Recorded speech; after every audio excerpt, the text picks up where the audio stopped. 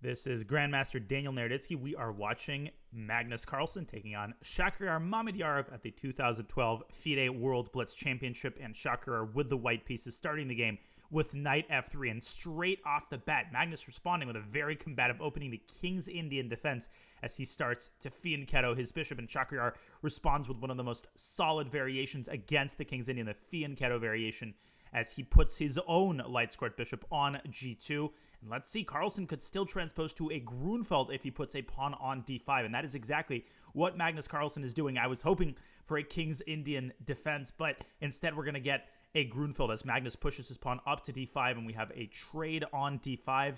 And I'm expecting Magnus to recapture with the pawn as he kind of lazily moves his pieces here in this very, very well-studied and symmetrical opening. Magnus is going to develop his own knight to c6, and in this line, the position often remains virtually totally symmetrical, sometimes for 10 or 15 moves, as Magnus Carlsen castles kingside, and Shakhriyar Mamedyarov immediately centralizing his knight on e5 before castling kingside himself. Magnus, it's a very typical move, dropping his f-knight back to d7 in order to challenge Shakhriyar's knight, and Mamedyarov is still blitzing out moves as he advances the e-pawn up to e4, and we have a trade which leads to an IQP isolated queen pawn structure in the center. And the big question with an IQP structure is whether it will be a strength or a weakness, as Magnus pushes his h-pawn up to h6 in order to cover the g5 square. And now finally Shakhriyar taking a little bit of time to think as he twirls and fidgets with that pawn in his left hand, and he moves his queen up to e2, and the d4 pawn is hanging. It technically could be captured by Magnus's knight, but capturing that pawn would open up a major can of worms. Opening up the d-file with the queen still on d8 would be essentially unthinkable. So instead, Magnus, he moves his knight from d7 to b6, and now he positions it on d5. That is a very typical square in such positions. You want to put a piece on the square in front of an isolated pawn in order to immobilize it. And Shakhriyar Mamedyarov, he is not hiding his intentions as he shoves his h-pawn up the board and prepares to probe for weaknesses on Magnus's kingside. But right now, if Shakhriyar continues to push that h-pawn and plays h5, Magnus is planning to respond with g5, keeping the kingside closed, and then that h5 pawn could actually become a weakness for Shakhriyar. So he plays h5 after a long thought. Will he sacrifice on g5? And he does sacrifice on g5, and this is beginning to look really, really sharp. Shakhriyar Mamedyarov has sacrificed a piece on g5. What does he have for the piece? He has two pawns. Currently, Magnus's queen is hanging, and Shakhriyar's h-pawn is going to advance further to h6. Black's king on g8 is in a lot of trouble, and for a blitz game, this looks like an excellent tactical idea. And Magnus Carlsen responds with a tempo move, chasing Shak's bishop back to e3. And Mamedyarov is still threatening to play h6 and force Magnus's bishop to an incredibly passive square on h8. This is an important moment for Magnus to respond accurately. As he moves his knight back from c6 to e7 and prepares to maneuver it to f5, will Mamedyarov respond with h6, or will he delay that move? Currently, White has two pawns for the sacrificed piece, and of course, he's got a major attack on Carlsen's king, but Magnus is one of the greatest defenders in human history. He is not prepared to let Shakhriyar checkmate him easily.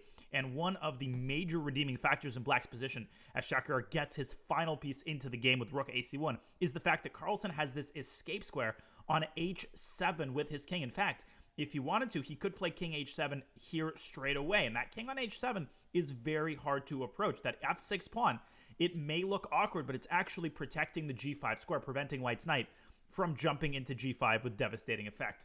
And Magnus Carlsen now down to a minute and a half on his clock. He still has not developed his queenside. His bishop on c8 is still on its initial square. Maybe he's trying to figure out where that bishop should go. He can go to b7, go to d7 instead. Magnus activating his knight and positioning it on f5. Those two knights on d5 and f5 are holding the fort and defending a bunch of important squares. And now Mamedyarov, he has to be very careful so that his attack does not fizzle out, because if it does fizzle out, he only has two pawns for the sacrificed minor piece. So Magnus Carlsen is pretty close to consolidating here, and Magnus's subsequent plan of action is pretty clear. He's going to develop his bishop. He might bring his queen out and put it on e7 so that it's nice and centralized.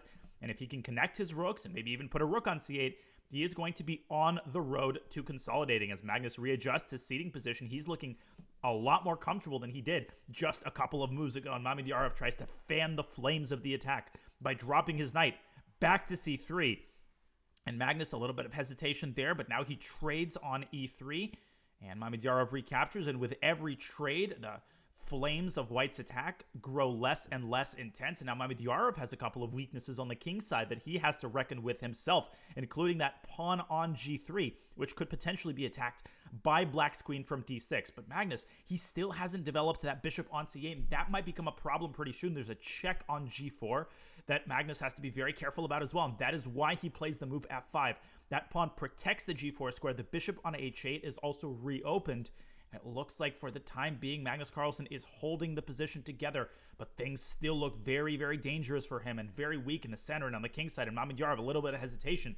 And he prepares to move his queen. Where is he going to move it? Nope, he withdraws his hand, and now he does move his queen, and he moves it to h5. And there is a mate threat, the first mate threat of the game. The queen is threatening to jump into g6. That would be checkmate in 2. Carlsen could play king h7 here to protect the g6 square with the king, and he does just that. He's down to 48 seconds on the clock, and Mamedyarov now down to below a minute himself. There's still a lot of tension in the center. The move e4 comes to mind here, chasing the knight out of d5.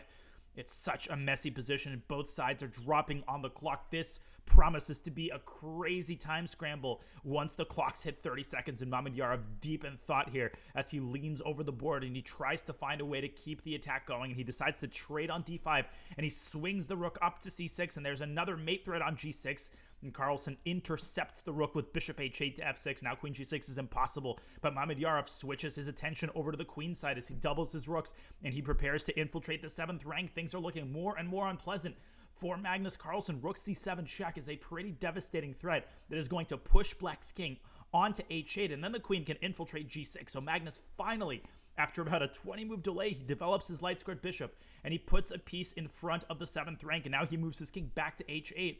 And if Mamedyarov wanted to, he could play queen g6 here, but with the bishop sitting on d7, it doesn't carry any more threats. There's also a pawn on d5 that Shakhriyar could capture if he wanted to restore the material balance. That would give him a 3rd pawn for the piece that he sacrificed far long ago in the early middle game, and a little bit of hesitation. And Mamedyarov is down to 10 seconds on the clock. He's got to make a decision here, and he's got his hand on his head, and he decides on rook to b7, making space for the other rook to jump into c7. Will Magnus contest that with rook c8? Magnus Carlsen himself down to 25 seconds on the clock. But with Mamedyarov at 10 seconds, this is such a hard position to handle in time pressure. Who is going to prevail here in this incredibly sharp position? Anxiety here from both players. And Carlsen decides on queen e8 and a queen trade. Mamedyarov says, okay, I'm down to trade queens because I can get that juicy pawn on d5. And now Mamedyarov with 3 pawns for the piece. And he moves his bishop back to f3, and Carlsen with bishop g5, a nasty little move, attacking e3, but the h6 pawn probably cannot be captured because opening up the h file and allowing rook h1 is pretty devastating. Rook d7 by Magnus Carlsen, contesting the 7th rank. Mamedyarov, he needs to try to keep pieces on the board with 5 seconds on the clock. He does decide to trade rooks and moves the other rook into c7. Carlsen moves the bishop away to b5, and rook takes a7. Rook e8 by Carlsen, attacking the e3 pawn. Mamedyarov keeps the attack going with the remaining pieces he's got, but he's starting to lose his pawns. Bishop e3 check and bishop c6 check, and now it's Carlsen hunting down White's king. And Mamedyarov moves down to e2. You can sense the concentration. Rook to e4 by Carlsen. He could have forced a draw there with bishop b5 check, but he's playing for a win. Is that going to backfire? He takes another one of Mamedyarov's pawns. And now Shak is down to only 2 pawns for the piece, and it's an endgame.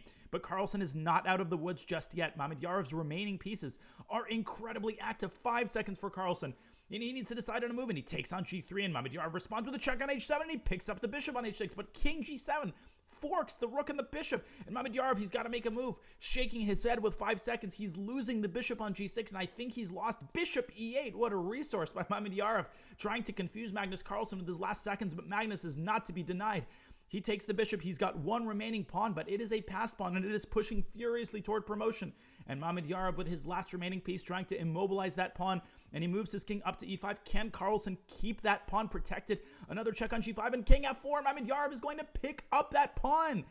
He's going to pick up that pawn with rook f3 coming in, and king e3 is going to win the pawn, and Mamedyarov is going to draw the game. Unless something crazy happens here, this is a theoretical draw. We've got a rook and bishop against rook situation, and this is a theoretical draw. But Mamedyarov, with only a couple of seconds left on the clock, he has got to be very, very careful, and you can see the clock has shifted to the right side. Such is the intensity of the time scramble, but rook c5 is going to pin the rooks. No, he gives a check on c7, and now he pushes b6, and Mamedyarov might simply push this pawn to promotion and force Carlsen to give up his bishop. Mamedyarov still with 5 seconds on the clock, and he moves his king back to c3. Now he's gaining a little bit of time, and he's not allowing Carlsen to capture the pawn on b6. Rook to g1. Magnus trying to approach the pawn from behind.